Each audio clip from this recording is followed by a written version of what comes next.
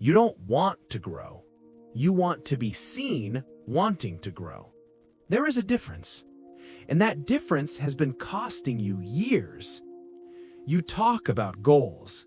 You talk about discipline. You talk about leaving your comfort zone. And every time you declare those intentions publicly, you already receive part of the reward: encouragement, recognition, approval, before any result exists. Your brain registers that as progress, but nothing has actually changed. The issue is not inactivity. You are not passive. You work, you study, you consume self-improvement content, you organize plans. But talking about growth is not growth. Trying is not transformation. There is a silent belief you rarely question. If I'm trying to improve, then I must want to grow. That sentence protects your identity. It prevents you from examining something sharper. Because if growth were truly your priority, the absence of applause would not reduce your intensity. In practice, it often does. If someone wants something, they move toward it. You move. You watch productivity videos. You read mindset books. You design yearly plans. You discuss long-term ambitions. You share disciplined intentions. From the outside, it looks like ambition, and you believe the narrative because visible effort appears to confirm genuine desire. Movement looks like commitment. Effort looks like intention. Culture reinforces this constantly. Effort is equated with progress. Intention is praised as virtue. Trying already earns respect. So when results don't materialize, the automatic conclusion is not, maybe I don't want growth. The automatic conclusion is, I need to try harder. That protects your self-image. You feel frustration, and you interpret that frustration as proof of ambition. If stagnation bothers me, I must want advancement. It sounds logical, but there is a difference between being frustrated by lack of growth and being frustrated by lack of recognition for trying to grow. That difference seems subtle. Over years, it is decisive. Observe the pattern carefully. When you publicly announce a goal, what happens? You receive encouragement. You receive admiration. You receive validation before achieving anything. You say you're starting the gym. People support you. You feel disciplined. You say you're learning something difficult. People praise you.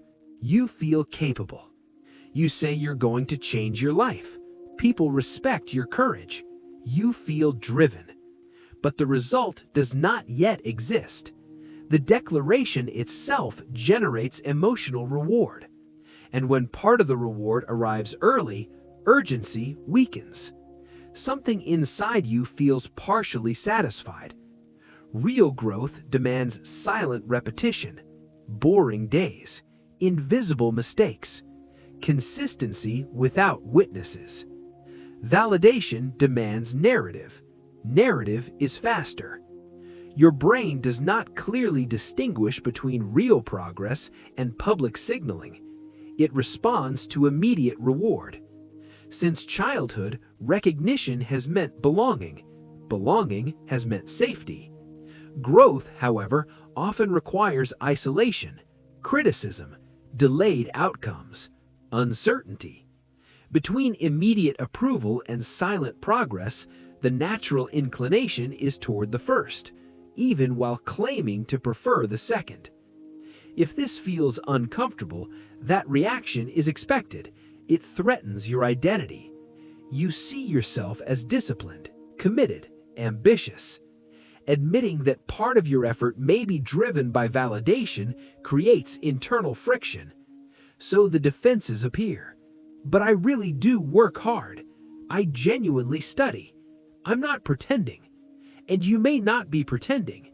The issue is not lack of effort. The issue is which reward sustains it. When no one sees your process, does your intensity remain?